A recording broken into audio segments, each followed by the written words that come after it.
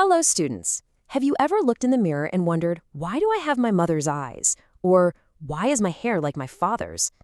Well, it all comes down to a special set of instructions hidden deep, deep inside your cells. Today, we are going to explore exactly how these instructions work. Now, you will remember Gregor Mendel and his famous experiments with pea plants. He taught us that traits, like the color of a flower, are passed down from parents to their children. But his work left behind a very big question. How? What is the actual process happening inside the body that makes these traits appear? So, Mendel understood the what of heredity. He knew it was happening. But today, we are going to look at the how. We want to understand the actual physical process that turns a genetic instruction into something we can see, like our height or eye color. And for that, we need to go right inside the cell. And you see, these rules are not just for plants. They are working in all of us right now. Just look at a simple trait like your earlobes. Some of us have earlobes that are attached directly, while for others, they hang free. This small difference is a perfect example of an inherited trait, and it follows the very same rules that Mendel discovered. Mendel suggested that for every trait we get two factors. Today, we call these factors genes. He noticed that some traits, which he called dominant, could hide or mask other traits, and these hidden traits, which he named recessive, would only appear if an individual had two copies of that factor. For example, a pea plant only needed one factor for tallness to become tall. All right, to really understand how these traits are expressed, we need to take a journey deep inside the cell and look at its instruction manual. This is where we will find the answers to Mendel's big question. You see, the master set of instructions for every living thing is a very special molecule called DNA. That's short for deoxyribonucleic acid. A very good way to imagine DNA is to think of it like a giant cookbook for the cell. It has all the recipes the cell needs to live and function. Okay, so if DNA is the entire cookbook, what is a gene? Well, a gene is like a single recipe in that book. It is a specific section of the DNA that has the instructions for making one very specific thing that the body needs, and that thing is called a protein. Now, this DNA molecule is incredibly long. If you stretched it out, it would be much taller than you. So to keep it all organized and to stop it from getting tangled, the cell packages the DNA very neatly. It is coiled up tightly into structures that we call chromosomes. Think of these as the different chapters of our cookbook. In almost every human cell, we have 23 pairs of these chromosomes. And this part is absolutely crucial. For each of those 23 pairs of chromosomes, you get one chromosome from your mother and you get the other one from your father. This is how the genetic information is passed on equally from both parents to the child.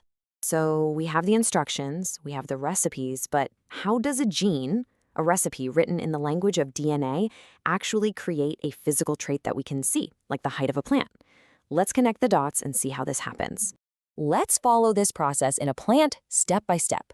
First, the gene for height provides the instructions. The cell reads these instructions and uses them to build a specific protein, in this case, a very efficient enzyme. This powerful enzyme then helps the plant to produce a large amount of a growth hormone. And finally, as you can guess, that hormone makes the plant grow tall. This shows us exactly how a gene controls a trait. So what happens if there is a small change, an alteration, in that gene? Well, it means the recipe is different. The enzyme it creates might not work as well. It will be less efficient. A less efficient enzyme will produce less growth hormone. And the result? The plant will not grow as tall. It will remain short. So the final physical trait is a direct result of the instructions in the gene. Now, let us think about this for a moment. If every cell in our body has two sets of chromosomes, one from our mother and one from our father, then how do we make sure we only pass on one set to our own children? Why doesn't the number of chromosomes keep doubling with every new generation? The answer to this very important question lies in special cells called germ cells, or gametes. Now, unlike your regular body cells, which have two full sets of chromosomes, these reproductive cells are different. During their formation, something amazing happens. They end up with only one chromosome from each pair. This means a sperm cell or an egg cell has just 23 single chromosomes, not pairs. Then, when a sperm and an egg combine during fertilization, these two single sets come together, restoring the normal number of 23 pairs in the new child. Is that clear? This very same mechanism, this process of passing on single sets of chromosomes, also explains another very basic human trait, how the biological sex of a person is determined. As we have discussed, humans have 23 pairs of chromosomes. Now, for 22 of these pairs, the chromosome from the mother and the chromosome from the father are a perfect match. They are like identical twins. But the last pair, the 23rd pair, is special. It can be different. This pair is known as the sex chromosomes. So let's see how they are different. In females, this 23rd pair is a perfect match of two chromosomes called X chromosomes, so we write it as XX. But in males, this pair is a mismatch. They have one normal-sized X chromosome and one much shorter chromosome called a Y chromosome. So for males, we write it as XY. Now that we know about the XX system for females and the XY system for males, we can understand exactly how a child's sex is decided, and you will see that it is all a matter of pure chance. Think about it like this. A mother has two X chromosomes. She is XX. This means that every single egg cell she produces will contain one X chromosome. She can only pass on an X chromosome. A father, on the other hand, is XY. This means that when his body makes sperm, half of the sperm will carry an X chromosome and the other half will carry a Y chromosome. So everything depends on which type of sperm cell fertilizes the egg. If a sperm carrying an X chromosome reaches the egg first, the baby will have two X chromosomes, XX, and will be a girl. But if a sperm carrying a Y chromosome reaches the egg first, the baby will have one X and one Y, XY, and will be a boy. The sex of the child is therefore determined by which chromosome they inherit from their father. So, scientifically, it is absolutely clear that the father's genetic contribution is what determines the sex of the child. It is very important to understand that this is a completely natural and random process. It's like flipping a coin. There is a 50-50 probability for either outcome.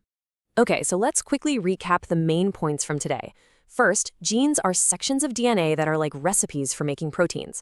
Second, it is these proteins that actually control our physical traits. Third, we get one copy of every gene from each parent through the chromosomes. And finally, in human beings, it is the father's sex chromosome, either X or Y, that determines the biological sex of the child. We've seen today how a few simple genetic rules are behind some of the most fundamental things about us, like our height and our sex. So, I will leave you with a question to think about. If our genes hold the instructions for so much of who we are, what could this mean for the future of medicine and for the future of biology itself? It is something to consider.